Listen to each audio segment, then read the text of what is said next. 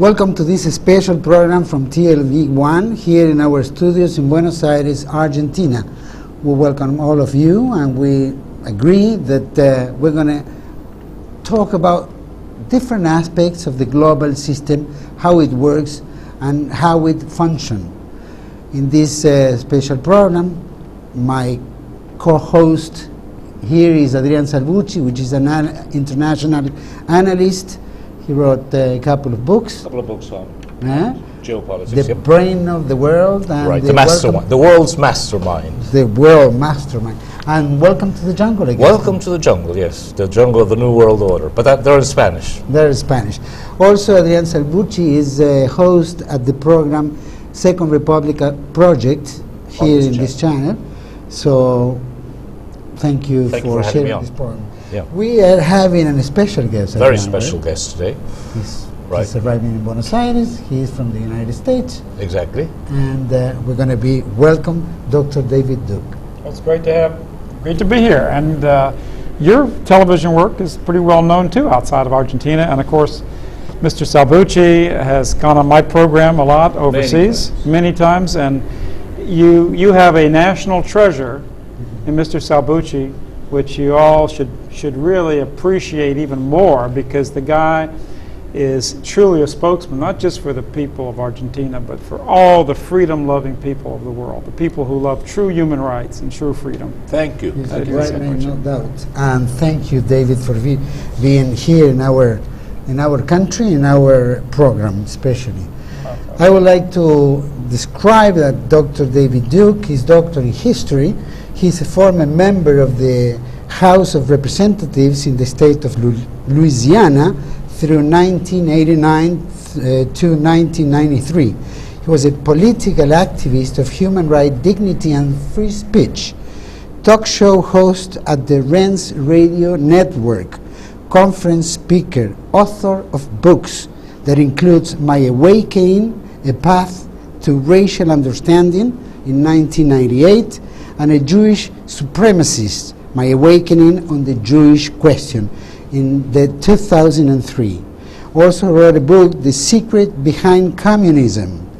Dr. Duke has presented his works and views throughout Europe, the US, Middle East, and Russia. His books has been translated in almost 20 languages. He was also a guest in different networks at the United States, like the BBC, CBS, NBC, CNN, talking about all these geopolitical subjects. He participated in an international conference to review the global vision of the Holocaust in December 2006 in Tehran, Iran, opened by the President Mohammad Ahmadinejad. David, very impressive well, it's curriculum. It's impressive that so many people around the world are opening up to this great danger to the planet, and that is the danger of Zionist supremacism. We talk about racism among different peoples. Often Europeans are accused of being racist, but we know what the real ultimate racism today is. It's the racism found in Israel. And it also goes way beyond Israel, because it's a racism that controls our banking institutions, it controls so many of our governments around the world, and it also controls our media. And that's one reason why I'm so proud to be here with this independent media, because we know the media of the world is not leading our people or the people of the planet to a higher humanity. It leads us to violence, degeneracy, degradation. The Hollywood media teaches our kids drugs and violence and alcoholic dispensation, all these kinds of things, rather than making higher people, higher values and value people. And so the only way you can counter that is by doing things like you do, sir, to create a media where you can tell the people the truth and you give them the real values to stand by. That's what we carry the name of the channel, no? Yes. Which makes it important.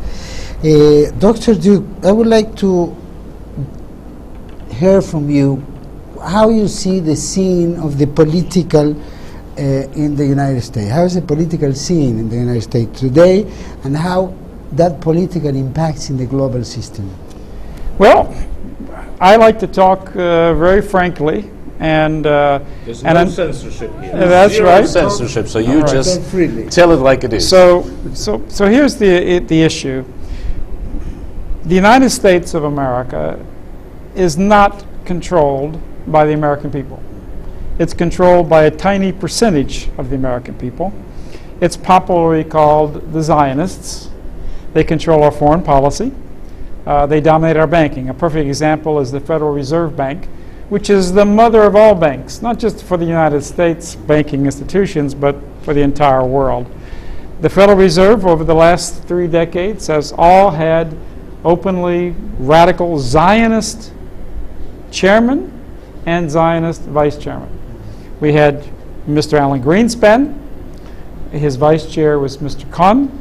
We had Mr. Ben Shalom Bernanke. That's his real name. Exactly. It sounds kind of like a parody, But it's Shalom, but that's his real name. And his vice chair was Janet Yellen, and now you have Janet Yellen.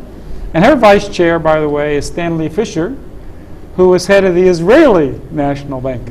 And the International Monetary Fund, exactly. Exactly. Yeah. And so it's really odd to think about a tiny minority of Jews having so much power in, for instance, banking. Now, the media tells us that we need diversity, right? And we need, but this is not diversity when a very tiny group. And this doesn't mean that all Jews are racist or all Jews are bad people. There are certainly many good Jews. I know Jews like Gilad Atzmon, for instance, who's anti-Zionist. Yeah. And there are certainly decent Jews who act decently toward themselves, their community, and their nation. But the organized groups, they have, there's no people on earth that have more groups that work more for what they see as their particular interest in the world.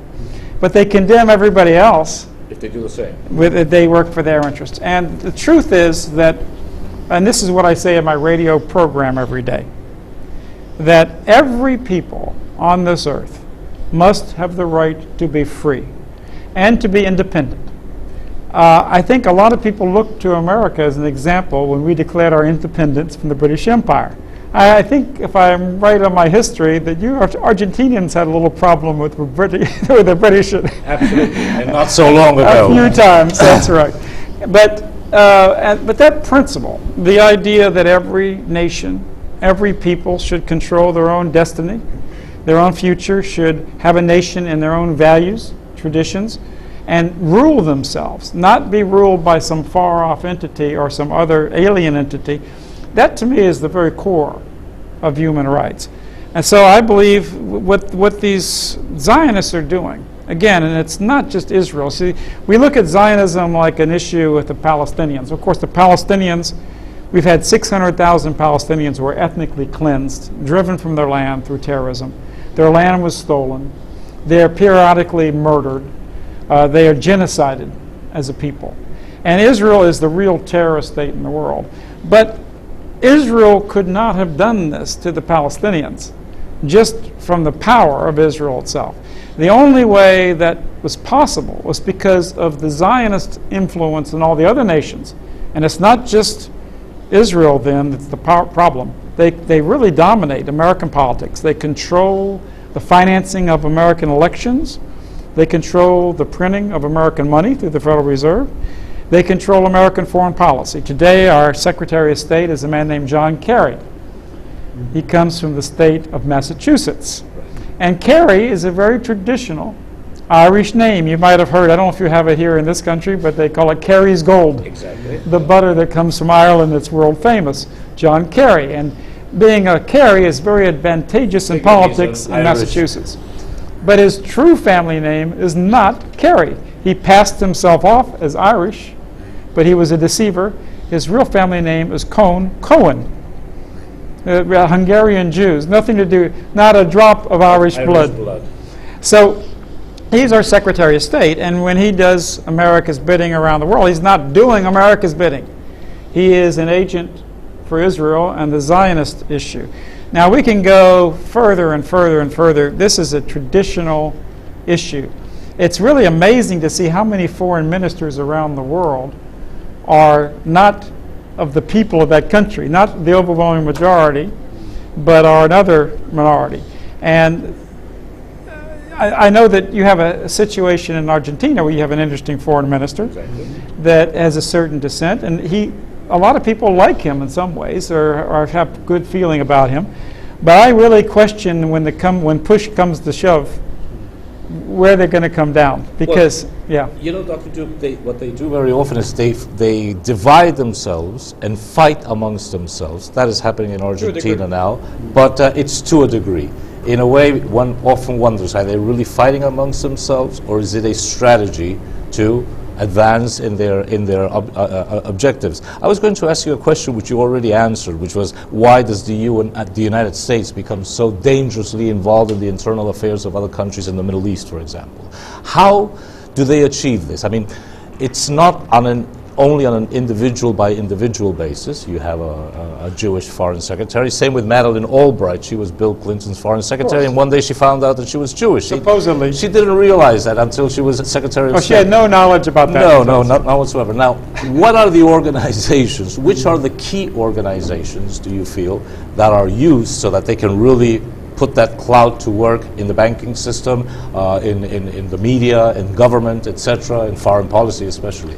Well, for me, they do have many organizations, and I would imagine, I bet you, here in Argentina, a relatively small country compared to many in terms of population, I would guesstimate, if that's the right word for it, that there are probably hundreds of different organizations that actively work for some aspect of Jewish interests. About 160 here. Well, there you go. 160. There's no group on earth that does that, but it's not even so much the organizations are simply part of the issue. It is the psychology. The Jewish religion is a very strong religion it's more a religion not of worship of God as it is basically this chosenness of the Jewish people. Now that doesn't mean every Jew that goes to synagogue is hateful toward other people. But what it is that they are taught from the time they're small about how they've been persecuted by every nation of the earth. They are taught that they are special people, that they're above people. The Old Testament basically says that. We Christians have a different view of it because when Christ came, we believe that Christ came for all mankind, and that the way to salvation, or the chosen of the world today, are those that accept Jesus, that accept the Word of God. But they don't see it that way. They see it, in fact, the interesting thing is in America, for instance, you have synagogues all over America, and a Jewish author recently wrote a long book and had big articles about it, that 50% of the members of synagogues in America were openly atheist. And many of these were actually leaders of the synagogue. They were leading the prayers in the synagogue. They were leading the songs. I mean, you couldn't, obviously most of Argentina is Catholic. By the way, this is another sense of connection I feel to this country. My district that I was elected in Louisiana, in Metairie, Louisiana, was 80% Catholic. So we have a lot of Catholic. A common worldview. We have a Catholic tradition where I was raised in that tradition. And you can't even imagine an open atheist leading Catholic, or even in a lay position, a Catholic church or teaching. So what is the ultimate issue of Judaism? It's really about the Jewish people and the power of Jewish people. Most Jews literally don't believe in an afterlife. So if you don't believe in an afterlife, then the natural way to go about it then is accumulating what you can in this life and passing it to your children. Right? So this is the problem. And I do think that the Jewish leaders are not truly helping the Jewish people. I think this is why you've had the reactions against Jews in the past. I think that they've been damaging to the Jewish people are led and controlled by these elite, the same way that these elite now are powerful enough to control French policy, British policy, American policy, Canadian policy. I just got a letter from a friend in Australia. That's a long way from here. And they have a lot of clout there too. Yes, in fact, he wrote me a story, and I had a big story about, later in the interview, if you'd like, we can go into some of the media power they have. Yes. But I pointed out that of the 5 major conglomerates of the world, 4 of them are directly owned by Jews. And again, the tendency is for them to be very dedicated to Israel and Jewish cause. In fact, the Jewish Chronicle says that all 5 of the largest conglomerates on the planet are all Zionist, pro-Zionist and controlled. 4 of them are owned outright. And in the 5th, which is the Murdoch Empire, they literally have key positions of influence and power. Every major studio of Hollywood is controlled by Jews. But even the non-private owned or non-stockholder owned studios like the BBC. Now the BBC, of course, is the British Broadcast Corporation. Every Britisher pays a tax to support the BBC. The head of the BBC television, which is a television network by cable, comes to Argentina, comes all over the world, is a guy named Danny Cohen. Exactly. And he is absolutely Openly 100% Zionist. 100% Zionist. It seemed like you'd have a person, if for the British Broadcast Corporation, you'd think like you'd have a person dedicated to the British people, right? Or objective. Or to the world. Exactly. So that's how it works. It's a tribal. The best way to put it, it's a tribalism. Dr. Duke, let me ask you a question, but before that, I want to share with you and our viewers a personal story, so to speak. Last year, I get into trouble with the local Zionist lobbies called Daya and AMIA. AMIA is well known because they exist in every country of the world. Exactly. They are particularly powerful, and last year they said that they were going to be suing me and a whole host of things because in one video I said, let's talk about anti-Semitism, which is nothing to do with anti-Zionism. But even the Jewish behavior throughout history shows that throughout the millennia, in all geographies, people, for some reason or another, when Jewish communities get in there, they end up, for some reason, either pushing them aside or controlling them or even expelling them. It's happened throughout centuries. It's happened in different parts of the world. And I said something like the following. Either all humanity has a mental illness called anti-Semitism, except for the tiny Jewish community, or there is something in Jewish behavior which in the long run ends up getting them into trouble. I gave an example. If I have a fight with the butcher, the local newsman, the cop, my neighbor upstairs and my neighbor downstairs, I can't say they're all a bunch of sick people, I'm the good one. Maybe there's something about me. And when I explained that, obviously they went ballistic, so to speak. I can imagine. Now the question which I'd like to pose to you is because you coined a phrase which we are using here, which is a very good phrase, Jewish supremacism. Because we always talk about anti-Semitism, okay, and they will undo the phrase, they will use it very arbitrarily, but we never speak about the real root, which is what you describe as Jewish supremacism. Share with us your thought on what is Jewish supremacism from first your of all, viewpoint. let's give a little historical background to what you said about Zionism and maybe what's the cause for this. Not only does this suggest that there's something wrong with the other 99.9% of humanity, they literally say this. I mean, their own scholars, and that's what my books do, and that's why they hate me and they hate my books so badly, because I quote their scholars, their leaders, their authorities. And I don't quote obscure people. I quote the leading spokesman for the Jewish people. You can verify just by going to the book or the newspaper or whatever. I have over 1,000 footnotes in my Awakening and all the citations where people can go and find them for themselves.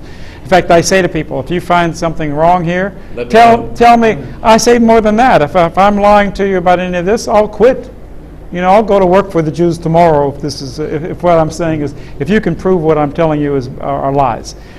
I tell the truth. And so they themselves say that anti-Semitism, there's no logic to anti-Semitism, that people are just anti-Semitic because of the way they're born. There was a Jewish scholar who did a novel about me. In fact, she was a leader. She was a famous Jew by the name of Irma Kurtz. And I know you have I think you probably have Cosmopolitan magazine in this country like around the world. Yes. She was chief editor of Cosmopolitan. She came to Louisiana to interview me for a Times article in Britain. And she came to me and she wrote a novel. And in the novel, and by the way, in the Times article, there was no hateful speech by me. because there wasn't. There was no recording or any speech like that. There was no speech. There was no hate against Jews. There was nothing. But in her novel, she made up me giving a hateful speech. In a novel, you see, which it wasn't even my name. She just could write anything she wanted. And she said that she came to the speech and she heard this person, and she's out in the rural Louisiana. She said it in Mississippi, but it was like Louisiana. And I was, a person of my character was giving the speech. And she says, so here's this white fanged, monster, white monster. And she says that all these people in the audience, she said they never knew a Jew. They didn't even know any Jews, but she said anti-Semitism brooded inside them anyway, carried on the tip of the Gentile sperm, and born in their offspring, like fear and resignation have been born into mine. She literally talk about a blood libel, and that's basically what they do. Is they say that Gentiles, in fact, all people of the world, they give these surveys all the time about how 1/4 of all humanity hates Jews, and for no reason. They literally are giving a blood libel for humanity. They're saying that we're just a bunch of evil people who have this genetic flaw that makes people hate Jews, even though Jews are so wonderful. The reason why people have an opposition to Jewish power is not because they're Jews. It's because, and that's what they try to say, it's because of what many of them do, their leaders do. My latest book is The Secret Behind Communism. You can get that through my website, davidduke.com. We mail it around the world, by the way. And in this, I spent a lot of time in the archives and studying in Russia and doing research on the Russian Revolution. The Russian Revolution is not the Russian Revolution. It wasn't about Russians. It wasn't done by Russians. It was financed, it was entirely led by Jews in the beginning. Even Lenin was part Jewish. Trotsky was the first head of the Red Army, who was Bronstein. Zinoviev, Kamenev. From Brooklyn. Well, yeah, that's right. And the chief financier of the Russian Revolution was Jacob Schiff of New York, international banker. Now again, that shows you the tribal aspect of this. Now, the theory is, a communist is certainly the opposite, quote, the opposite of a capitalist. So why in the world would one of the richest bankers in the world support a Bolshevik revolution, which is supposed to take away all private property, right, and nationalize all industry? Why would the richest banker in the world do this? And the answer to that question, of course, is that he was a Jewish patriot who was also a Zionist, by the way, and he hated Russia because they saw the Russian Tsar as an anti-Semite. Well, the reason why the Russian Tsar to them was anti-quote Semitic, because he was a Russian patriot. And he saw the exploitation of Russia by these international banksters. He was a dedicated Christian. He saw the destruction of Christian values going on in his country and in the Western world. So he financed communism, helped support communism as a means to destroy his Christian enemy, what they considered to be a Jewish enemy. Now, in Russia, we hear about the Holocaust every day of our lives. And by the way, I'm not one of these people. I don't go around saying that there weren't terrible things happened to Jews. There were persecutions, and there were Jews who were murdered, and there were many horrible things that went on. But you must also understand the greatest Holocaust in the history of the planet Earth was not the German Holocaust, it was the Bolshevik Holocaust. And every major historian who knows anything about history knows that 20 to 30 to 40 million people perished in Russia, and then in the rest of communism around the world, many more millions more Pol Pot in Cambodia, 20, 30, 40 million in China, all around the world. And even in China, the people who spread communism there were actually Jews, believe it or not. That's a fact. And I have all these documents in my book, The Secret Behind Communism. I'm going to be asking you about Ukraine, but since you mentioned the genocides perpetrated by the Soviet communists, in Ukraine alone, Stalin killed 6.5 million people from hunger, from famine in the 30s. And you know who the man was that actually did the mass murder? His name was Gingrich Yagoda. Oh, Yagoda, yeah. And I have an article in my book, for instance. It's on my website, davidduke.com. And those of you, by the way, you can use a Google translator. They work pretty good. They're not perfect, but people who You can get by with it, yeah. because I know you'll be translating this and putting subtitles and everything in the show. But I have an article from Ynet News, which is the biggest Israeli website, very popular website in Israel called Ynet News from Israel. They have a big article by a Jewish historian, Stephen Plocher, and the headline of the article is called Stalin's Executioners. He said, "We must never forget that some of the greatest mass murderers of the 20th century were Jews." And he goes on to talk about Gingrich Yagoda, talking about how he was responsible. He ran the gulags, where over 40 million people were incarcerated. Many died, others didn't die. In Holodomor in Ukraine, 7 to 9 million people died. And in fact, I took my doctorate, in fact, in Ukraine, so I'm very familiar with the Holodomor. And he literally, in the article, talks about the fact that Yagoda was directly responsible for 10 million people dying. He was the guy that ran the Gulag system and did this. And the funny thing is, he has a mustache almost like Hitler. Just a real short little mustache. And if you saw a picture of him, you might even be mistaken, thinking that maybe it's Hitler, right? But nobody knows his name. Steven Spielberg makes no teary movies about it. Well, think about it this way. We have 30 million Christians die. We have Jewish Hollywood, and I've talked about earlier that how every major studio is controlled by Jews in Hollywood. They even took over Walt Disney. That was the last pro-Christian studio. They called him, by the way, an anti-Semite, and they infiltrated with Eisner and Iger. And every studio, and yet, if you ask someone, have you ever seen a single movie? You've got Schindler's List, you've got the Holocaust movie, documentaries and documentaries, Sophie's Choice, all these movies. One after the other. Here's the biggest, most horrific mass murder of humanity in the history of humankind.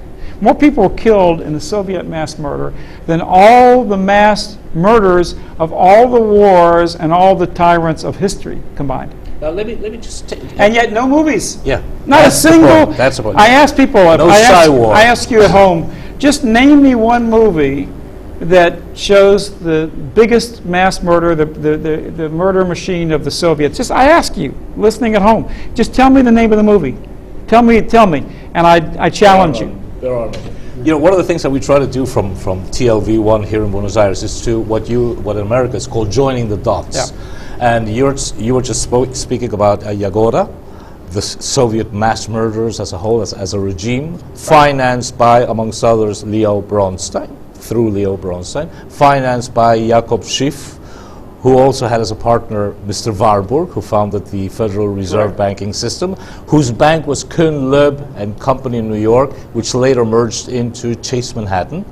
Mr. Schiff was one of the founders of the Council on Foreign Relations in New York. And when you start joining all these dots, you figure, well, wait a minute, mass murder in the Soviet Union, the guy who founded the Red Army, Lenin, the Council on Foreign Relations, mega bankers, what's going on here?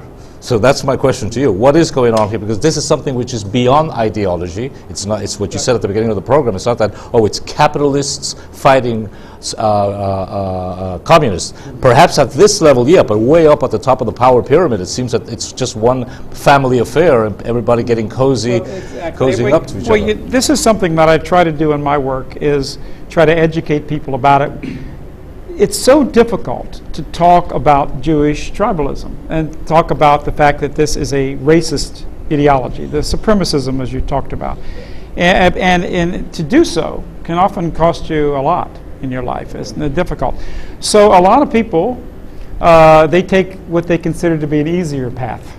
So they talk about, quote, the conspiracy. What is the Spanish word you use for that? Exactly. The conspiracy. They talk about the insiders. They talk about the other Illuminati and the Illuminati. Illuminati was a little group of strange people 300-400 years ago. You know, but here's the issue. If you look at these organizations and you look at the power, this so-called conspiracy could not function except that it had a common denominator. It has an ethnic root. And I'll give you an example. I've heard Alex Jones is a person in America who talks about the conspiracy a lot. And he says it's a bunch of Nazis in Germany behind some conspiracy. And it's so ridiculous. And they said, yeah, that's why they're opening up the floodgates of immigration, where the Germans are going to be not even around any longer, right? That's why they support their worst enemy, the Israeli, right? They give them submarines that can carry nuclear weapons around the world. Why would Israel need submarines carrying nuclear weapons to the shores of America, or for that matter, Argentina, if they wanted to? So that's, you have to look at master and slave, so to speak. There are a lot of rich Gentiles, and a lot of Gentiles that go along with them. And the way I like to use the comparison, maybe this is too difficult or too hard a comparison, I compare it like Dracula, you know, like these bloodsuckers of Goldman Sachs and the international banks and who push in these wars and all the rest of it. And they bite, you know, the Dracula bites you, and then you become a proselyte and you do their service. But none of the proselytes have any illusion about who's really in charge. And the truth is that, and this is no doubt about this in my mind, there are a lot of major corporations, like, for instance, Microsoft, and there's Apple Corporation is the biggest corporation in the world. But if tomorrow Mr. Cook of Apple came out and said, we despise this 25,000 Palestinians who've been murdered or maimed by the Israelis in Gaza, they're still stealing the Palestinian land, they're not letting the Palestinians go back to the place they were born, they're murdering people all over the world. They're fostering these wars. They were behind the Iraq War, behind the Afghanistan War. We are now going to join the international boycott, the disinvestment of Israel. I promise you, they would be destroyed as a company, because what they would do in America, the judiciary in America is controlled by these Jewish Zionists, right? So they'd be making rulings, antitrust rulings, and saying this company's too big. It's going to say this going to have to be split up. They would be filing suits against them, and then their agents in the courts would be doing it. Like they would be in France. They have massive power in France and in Great Britain of authorities. They've got some power here too in Argentina, and they would start doing. They'd find another excuse. Oh, Apple's too big, and we want other competition from other companies. And then they would start putting tariffs, or they would start blocking them, or they would do patent suits against them. That's the reality. That's the reality. So do you believe, excuse me, but do you believe that this supremacy makes them more intelligent than the rest, or do they have any kind of moral? This is such an important question. And this is what they want you to believe. The story that they give everyone is that, well, if we have all this power in Hollywood, it's because we're just smarter, and maybe we work harder. But they are. And they do have you can't deny the fact they have strong education in their community, and they do work hard for what they want, for their goals. And they're not a stupid people. They're smart. But if you really look at the relationship between their power and their intelligence, it has nothing to do with their intelligence. I'll explain to you why. Let's just say that Jews on average were 50% smarter than us, which there's no evidence that there's anything near that. But let's just say Theoretical that. purpose. Okay. In America, they are 2% of the population. So maybe we could suggest that instead of 2%, right, of the Hollywood, maybe they'd be 4%. Instead of 2% of the media, maybe they're double. Or instead of 2% of Harvard and the Ivy League, they'd be maybe 4 or 5%, maybe, right? But the 50, 60, 70. Exactly. In America, it's a perfect example. And by the way, this is something important I need to say to my Argentinian friends and the people of Argentina. I really want to defend the American people. And I know that when you see the policies of America, a lot of you, and they're very bad policies. The wars that we're getting involved in, they're trying to crush you financially in Argentina. As an American, I oppose these things so much. But please don't blame the average American any more than you should blame the average Argentinian We can get mad at people for not standing up, but you don't blame the victim. You've got to blame the people who are victimizing, the predator. You don't. They make us generalize. Right. So Usually. let's look at America, and this is a perfect example. To the idea that European peoples, and we're mostly a European country, the European peoples can't write plays or do television programs or do media, that we have to have Jews to control it, is ridiculous. We did have somebody in Western civilization by the name of William Shakespeare. We did have the great Greek traditions. Goethe. We had the great Russian writers. We had the Dostoevskys of the world. And in fact, if you look at the magnificence of Western civilization, I mean, the Jewish element is this much.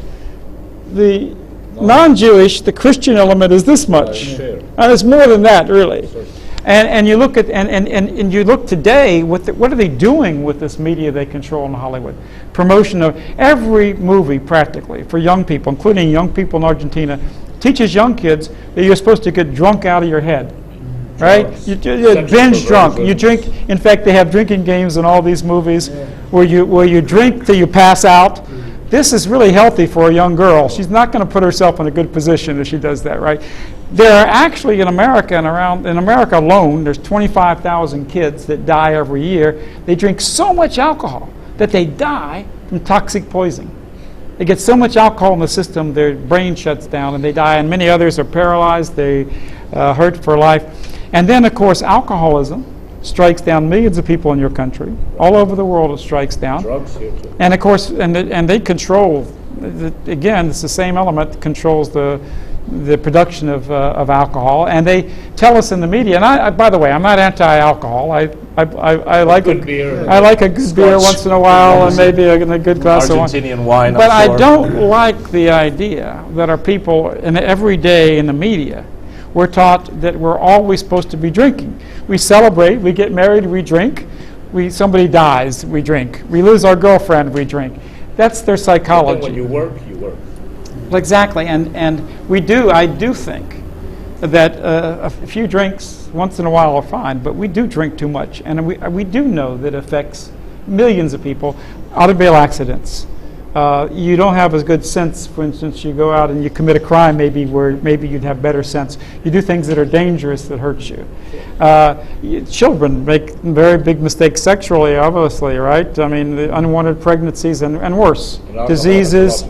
I mean, is there any parent who's watching this program who would like the thought of her beautiful young girl, right, getting so drunk she's unconscious, basically, among a bunch of young men who are very aggressive, right, and who have a very strong sexual desire? I mean, is there anyone that knows? But this is the effect of all Nobody this. in his right mind with this. You know, yeah. One of the things that, well, you probably know this because it's rather typical of a stereotype of Latin America, Yankee go home. And we make a very special point in our channel, in our programs, to say it is not the American people or the British people or the European people. We describe it, actually we call it the four horsemen of the apocalypse.